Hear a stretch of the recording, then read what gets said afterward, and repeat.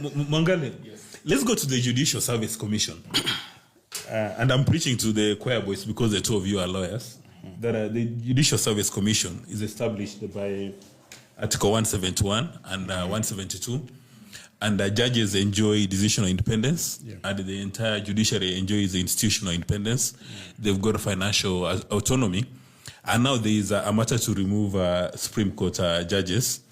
And one of the matters which comes to the face is the one by, the issue, accusations against Justice Isaac Lenaola. And going through the documents, he's been accused of a matter that he was not a member of the bench, the matter of Dari and the Honorable Raphael Tuju. A reasonable man would come to the conclusion that the Judicial Service Commission has not been very solid in the way they've handled this matter. And a prudent man can come to the conclusion that there is a level of incompetence and mediocrity in the manner that they're handling these petitions. Because they're accusing Justice Lenaola of a judgment, and he was not a member of the bench.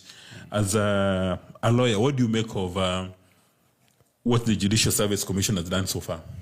I was mentioning before we began that amongst the independent constitutional commissions, the JSC is perhaps one of those commissions that operates in complete opaqueness. These other commissions, have their own procedures. If you need to make a complaint, this is what happens after the complaint. This is the procedure that is taken. There are guidelines. I don't know if, Nurdin, you have come across, directions. We call them practice directions, the equivalent of practice directions at the JSC.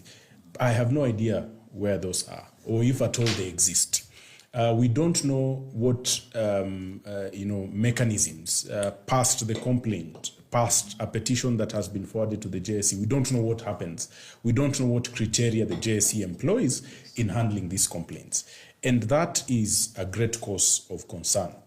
And I think this is a gap that has now been exploited by certain people, who are calling for reform within the JSC and at the Supreme Court. Because when you have a commission as important as the JSC, and complaints are left to their own whims, they can receive a complaint and decide on one specific day that complaint does not warrant their attention. They can receive a petition and decide that petition warrants their attention. We don't know what then informs those decisions. It is important for transparency, because this commission has to be transparent, the judiciary has to be transparent. It is important that we have guidelines, we have certain regulations that govern the JSC itself beyond the Judicial Service Commission Act. So that has been a failing of the JSC. When it comes to Justice Lenaola and the Dari Limited case, which was by Raphael Tuju, one would argue that Isaac Lenaola cannot claim that he was not a part of the bench because, he's a part of the Supreme Court. So he can't say that happened when I wasn't here. On the other hand, it would have been important for the JSC to sieve through, and I agree with some of the affirmance by Justice Lenaola, that it was important for the JSC to sieve through these complaints and the petition, so that and that calls into question the regulations and the criteria I was talking about. If there's a criteria, then it would be useful for the public, for even the public, to see that this is the criteria that the JSC has employed to ask Isaac Lenaola to respond to the allegations that have been presented before him. That is critical. But again, one of the issues that have come out beyond the Dari issue is the conduct of the entire bench of the Supreme Court. So that he can't run away from. He's still a part of the Supreme Court in that regard. But again, one of the things that we must be clear about is there may be certain influences beyond people who just want reform, beyond people who just want a clean judiciary. And you can see that from the various figures that are behind this petition, the various figures that have gone public challenging the Supreme Court. And we're not saying, by the way, the Supreme Court is infallible. They're just final. And if I may borrow James Madison's statements, James Madison is one of the foremost proponents of separation of powers. And he says this, that the apex court, the Supreme Court in our case, is not final because it is infallible. It is infallible because it is final. So we're not saying that the Supreme Court is not infallible. They are prone to make mistakes. They are prone, because they are human beings, they will make misjudgments. But then the place to litigate a decision of the Supreme Court is not the JSC. And we have seen already objections that have been raised by a few judges from the bench saying, if we have made a decision that you're not pleased with, you can't go to the JSC to say these people made a decision that I did not like, or that did not agree to my interpretation of the law. So that scenario where we are now lost on, is it that people just want this bench out, or is it that we are really looking at cleaning the judiciary? Because the truth be told, we have a big rot. As we have in the executive, as we have in the legislature, the judiciary has a big rot that needs to be cleaned out. Now, Nuruddin Mangala said that when the Supreme Court takes a decision, it's a wrap. You can't go to the Judicial Service Commission. So what happens if I'm unhappy with that decision taken by the Supreme Court? Do I run to Arusha or I go to The Hague? You can pull a song and run there, but it's a rap like Moi. Mm-hmm. It's done. I mean, A-R-A-P, or... It's done. It's done. So at the end of the day, what he says is true, because there is some opaqueness as to how JSC handles its issues. And we've had issues as well as those who practice. And we've had questions that haven't been answered. That being said, yes, it is true, the judiciary, as we all know, and the CJ herself said, it has corruption. There are issues of corruption. But you see, in fighting corruption in the judiciary, it should never be through political interference. Then that means it loses the meaning of that vetting process that you want to have. And some would argue that what is ailing Leinola right now, or the push to have all of them out, him included, is a statement he made about IBC. Do you remember the statement? Yes. He said there is no IBC until today, and we see no commitment to form IBC. And then the same people will come to us to uphold your elections. All right? Was that not a fair statement? Yes, it was. But to those with thin skin, they felt threatened. They felt he wouldn't subscribe to their thinking. All right? And this crusade to clean the judiciary, for example, it shouldn't be like, you see, let's not make it like a personal vendetta. Because what we see right now, by those who are pushing, of course, they have personal issues with the bench. You see, like, for example, I personally do not agree with how they handled, like, for example, Ahmed's issue, by saying that you buy even advocates from appearing before you. That's wrong.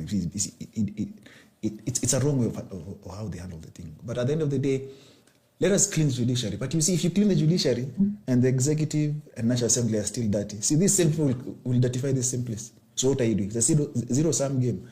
I do believe that the push for a clean judiciary, as Kibaki did when he took over, remember, the vetting we had, where there was some, there was some kind of colonial judges who are like, even seeing you, if you're a lady with earrings, it was a mess. If you're a gentleman with a fitting suit, some you never address them, But we cleaned them back then. I do believe that, yes, it's an ongoing process, but I'm very hesitant to jump on a crusade I know no mission about, with personal issues attached to it.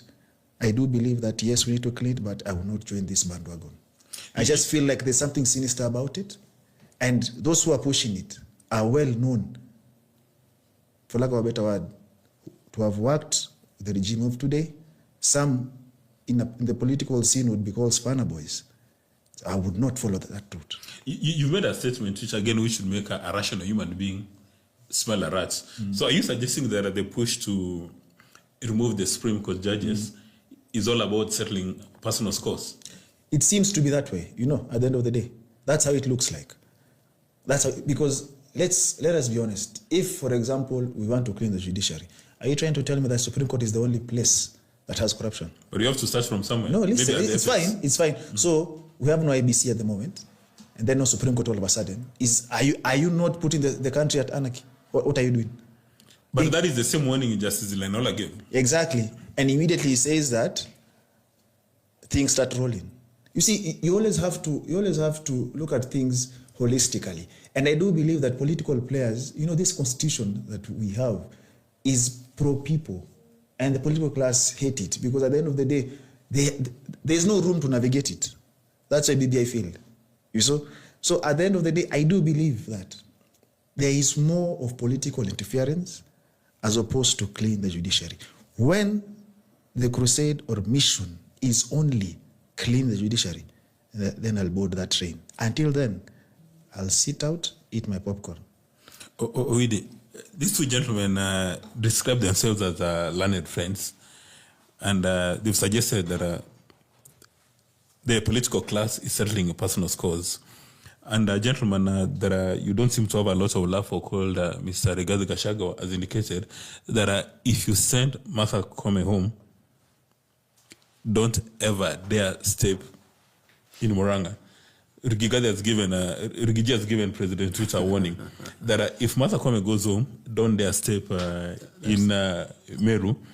As a member of the political class, do you guys have personal scores to settle with the Supreme Court? No, but there's something I have to say. We cannot summon people in the Supreme Court for a single offense or one judgment. That means we are turning the JSC into a court and a court superior to Supreme Court. We would be turning the JSC into an appeal court where you go to when you fail at the Supreme Court. That would not happen. But if there are multiple offenses, an acceptable way of doing things, then let them face the JSC. And if they are being taken before the JSC for minor offenses or for no offenses, they are going to prosecute their case there and come out clean. So they shouldn't be worried. There is nobody who has a vendetta against them. Do you suspect that if you take a goat to a court made up of lions, there will be justice? And this idea, I'll come to that. And this idea of everything that goes before for impeachment, whether it is Gachagua, whether it is Koome, the government is blamed for spearheading it. There are people, individuals, who have petitioned the JSC. There were individuals who petitioned Parliament and Senate to impeach Gachagua. Let's look at them. Let them be the ones to tell us that, we were sent by so-and-so. But as long as they prosecute those cases on their own, let them proceed. Otherwise, we'll be discouraging people from doing things that they ought to do because they would be branded as working for the government of the day. So, my brother, nobody is having a vendetta against those judges. Let them face things there. But as for Lenaola and Dari, it is very difficult for me to make any serious comment because Tuju is a very close friend of mine, and so is Lenaola. I don't know how. So you have personal interest.